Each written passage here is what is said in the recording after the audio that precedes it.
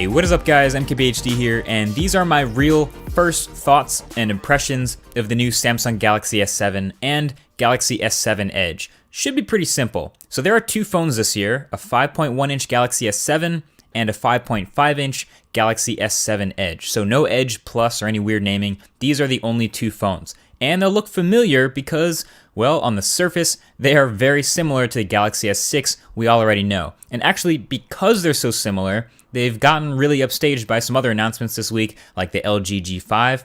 But Samsung took what was already a pretty good phone with the Galaxy S6 and then fixed most of the worst parts about it. The Galaxy S7 is what feels like a slightly refined, improved, just better polished version of its predecessor. So first of all, it comes in 4 colors this time, an actually black phone, not blue, so that's cool, a gold platinum, a silver titanium, and a white pearl. And just overall fit and finish of the familiar design is a little bit better. They curve the glass on the back now, like they did with the Note 5, making it a little bit easier to hold.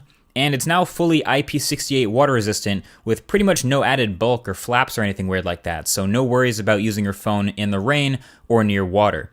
And can we all just take a second to appreciate that Samsung actually just made their new phone 1mm thicker to accommodate a larger battery.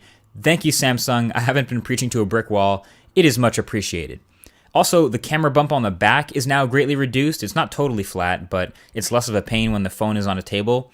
And the home button / fingerprint reader on the front is also more flat. So yeah, it just looks and feels in a subtle way like a smoother, slightly refined version of the S6, kind of like the iPhone 6s was for the iPhone 6. So I guess you can think of this as like a Galaxy S6s, which really isn't that bad.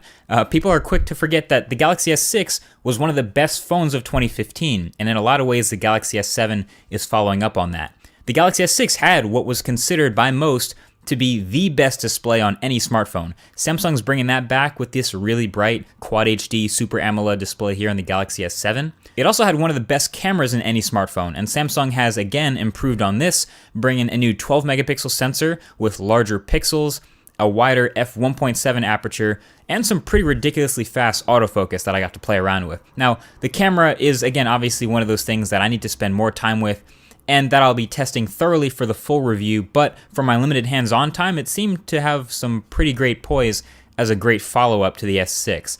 And of course, top-end specs again. So in the US, the new Snapdragon 820 chip, 4 gigabytes of RAM, and the latest version of Android, and they brought back the micro SD card slot, so you have expandable storage at your fingertips again.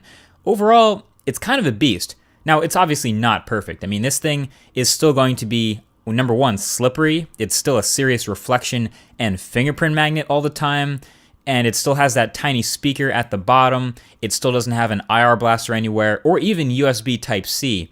And it's totally still running the heavily skinned version of Android that people sometimes love and sometimes hate. But either way, it'll be a familiar experience for anyone who's used a Samsung smartphone recently. So those bright, super saturated colors and big, round, colorful icons.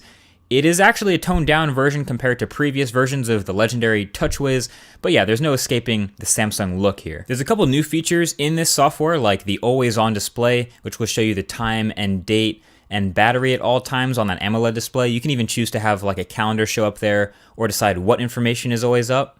And that barely sips any battery since it's AMOLED. And on the S7 Edge, there's also an improved Edge panel, which gives you way more options to put stuff over there. You can put your favorite apps. You can put custom tasks, which should be really useful. You can also get people and news. But yeah, I really like the idea of being able to swipe in and launch a custom action within an app, like a task for that tasks panel. So that used to be something you needed a third-party app from the Play Store to do. Cool to see that built in here. So overall, look, this is a safe bet for Samsung as a phone, and it's going to be a super solid smartphone. My preference between the two right now is probably going to be the S7 Edge, just because of that bigger battery, but also I like bigger phones anyway. But yeah, if you were looking for something wild and radical and crazy, you're probably going to want to look elsewhere, maybe keep waiting, or go with something like the G5. But Samsung has stuck to their roots with this one, and I like it. Can't wait to get it in for the full review. Thanks for watching, and I'll talk to you guys in the next one. Peace.